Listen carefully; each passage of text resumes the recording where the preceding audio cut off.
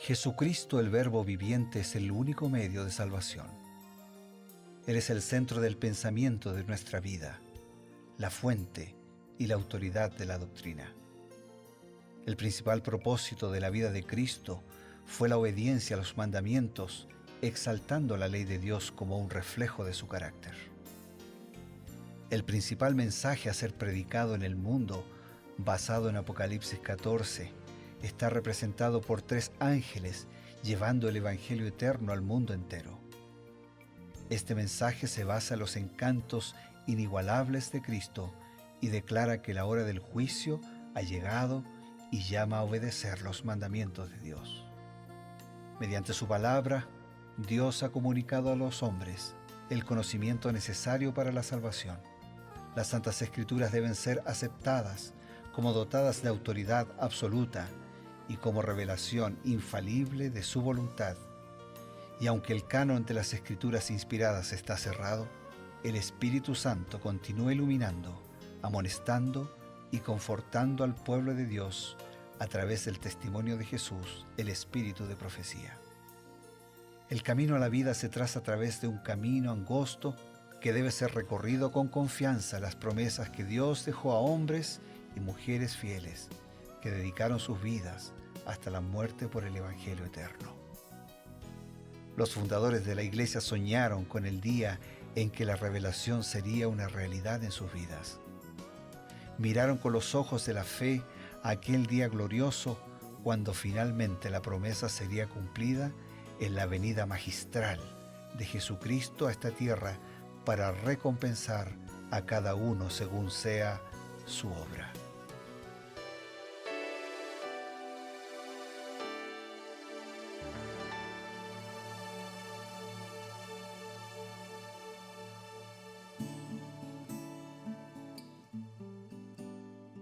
Queridos amigos, estamos comenzando su programa Creed en sus profetas. Cada día tenemos la oportunidad de encontrarnos por medio de Nuevo Tiempo, la señal de esperanza, y dedicar algunos minutos de reflexión, de búsqueda de las respuestas de Dios, de los consejos de Dios, la inspiración divina hablándonos a través de su palabra y a través del espíritu de profecía. Ya les saludamos con mucho cariño, como siempre, sabiendo que el Señor tiene los mejores planes para cada uno de nosotros. Está con nosotros también el pastor Bruno Razo. Gracias, Pastor Eber, por la oportunidad nueva que tenemos de reencontrarnos un día más, un capítulo más, algunos comentarios seleccionados de Elena de White en relación a un capítulo de la Biblia, hoy Ezequiel 28, y lo hacemos con alegría, enviando un abrazo para todos nuestros amigos, todos nuestros hermanos, y muchas bendiciones de parte del Señor. Si te parece bien, vamos a Ezequiel 28. Ezequiel 28 es un capítulo por demás importante, porque está tomando la figura del rey de Tiro, que Tiro igual era una ciudad fenicia, portuaria, había mucha riqueza, había mucho comercio, entonces ahí utiliza esta figura para hablar de otro personaje. ¿Por qué? No podría estar hablando de un simple humano cuando este supuesto rey de Tiro dice: yo soy un Dios y estoy sentado en el trono de Dios. Y más adelante el mismo Señor habla de este personaje, ¿no?, bajo la figura del rey de Tiro, y dice: tú eras el sello de la perfección, lleno de sabiduría, de acabada hermosura, en Edén, en el huerto de Dios estuviste. O sea, no puede hablar en realidad del rey de Tiro, está hablando de otro personaje, Lucifer. ¿Será que Elena White nos esclarece un poquito con esa iluminación, con esa inspiración que el Señor le dio, todo este panorama que nos está pintando de la aparición de este personaje?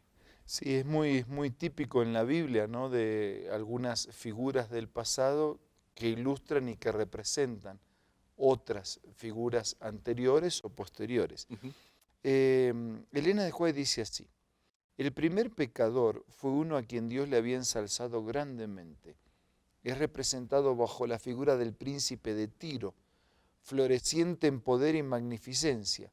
Poco a poco Satanás fue complaciendo el deseo de ensalzamiento propio. Las Escrituras dicen: se enalteció tu corazón a causa de tu hermosura, corrompiste tu sabiduría a causa de tu esplendor. Tú que decías en tu corazón, en lo alto, junto a las estrellas de Dios levantaré mi trono, seré semejante al Altísimo. Aunque toda su gloria provenía de Dios, este poderoso ángel llegó a considerarla como algo propio. No contento con su posición, aunque era honrado por encima de la hueste celestial, se atrevió a codiciar un homenaje que sólo corresponde al Creador. En vez de procurar que Dios fuera supremo en el afecto y en la lealtad de todos los seres creados, procuró conseguir para sí mismo este servicio y esa lealtad. Y al codiciar la gloria que el Padre Infinito ha conferido a su Hijo, este príncipe de los ángeles aspiraba a un poder que sólo correspondía a Cristo. Algunos cuestionan cómo puede ser que en un mundo perfecto él comenzó a albergar esos sentimientos, ¿no?, de codicia, de soberbia, de pretender ocupar un lugar para el cual no había sido designado. Pero eso habla también de que no eran máquinas, no era un robot. Tenía la capacidad de elegir, de seleccionar. Eso, lo mismo ocurrió con Adán y Eva. Sí. Ellos tuvieron la capacidad de elegir, porque si no Dios habría creado un robot, entonces la creación no sería perfecta. Claro. Entonces, en un mundo perfecto, y como distinción de la perfección, él pudo elegir otra cosa, y eligió en su soberbia, en su codicia de un lugar, de una posición ocupada por Cristo, el orgullo le fue ganando y comenzó su destrucción y su ruina. En realidad, Lucifer comenzó a cuestionar tres cosas de Dios. Comenzó a cuestionar la ley de Dios, comenzó a cuestionar el carácter de Dios y comenzó a cuestionar el gobierno de Dios.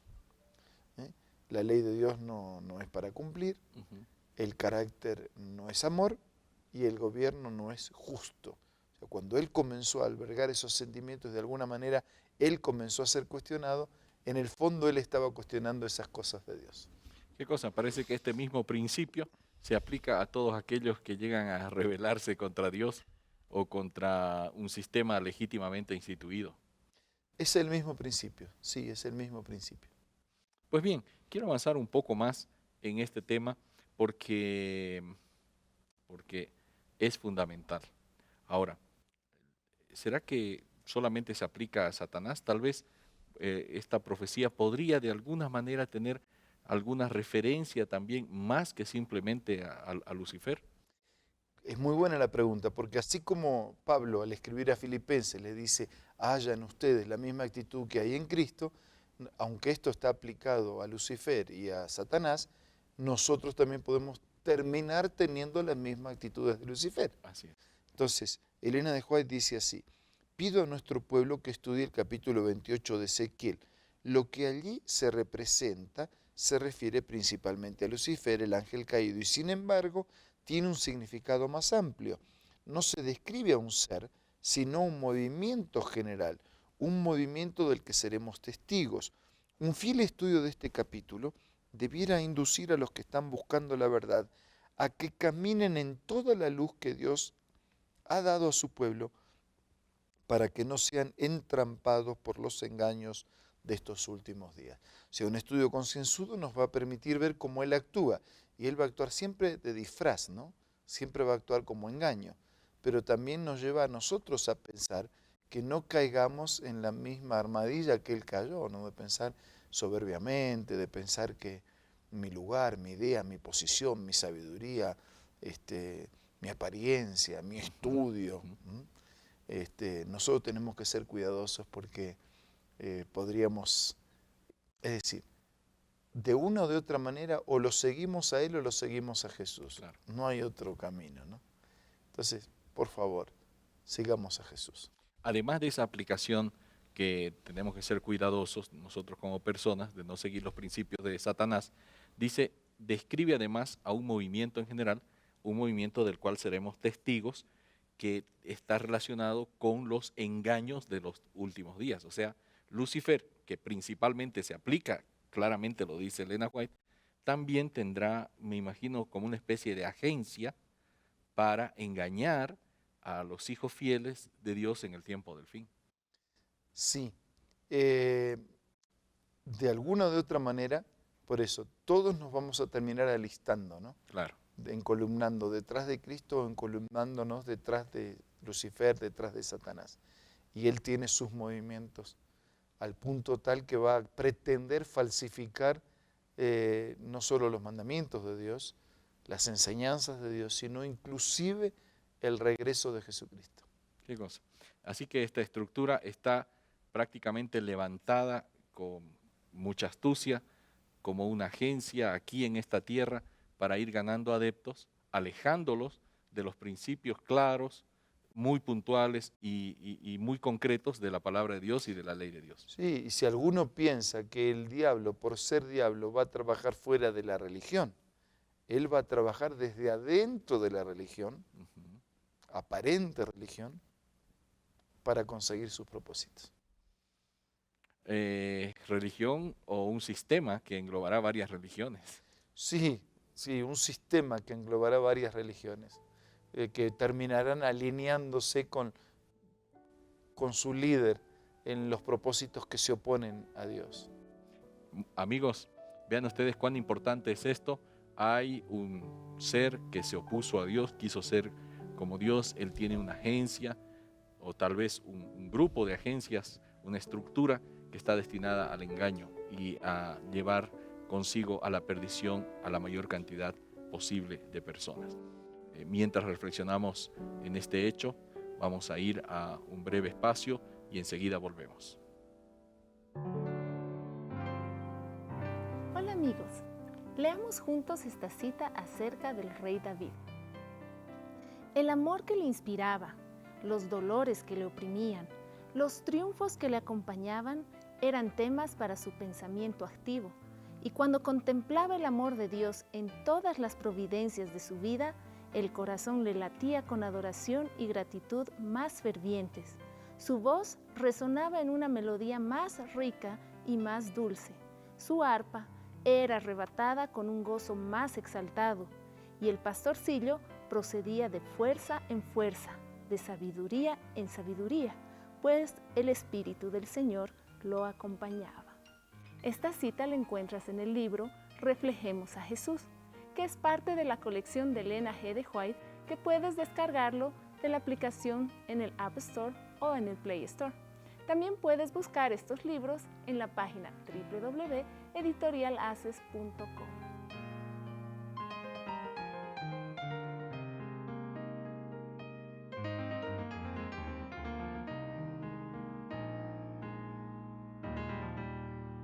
Continuamos y siempre destinamos los momentos finales de nuestro programa diario para ofrecerles una nueva invitación. Yo voy a insistir con una declaración del apóstol Santiago cuando dijera: someteos a Dios, resistid al diablo y él huirá de vosotros. Si vamos de frente así, solos contra el enemigo, estamos derrotados. Pero si vamos con Jesús, seremos siempre vencedores. Ahora vamos a orar. Señor, te pedimos que nos bendigas para que podamos entender que en estos tiempos finales de la historia, el enemigo con experiencia y con astucia buscará engañarnos, incluso utilizando en algunos casos y en muchos casos apariencias de religiosidad a través de un sistema que terminará envolviendo a muchos oponiéndose a tu palabra. Danos valor y coraje para ser fieles, para ponernos de tu lado y para ser vencedores en Jesús. Lo pedimos, lo agradecemos en el nombre de Jesús. Amén. Amén.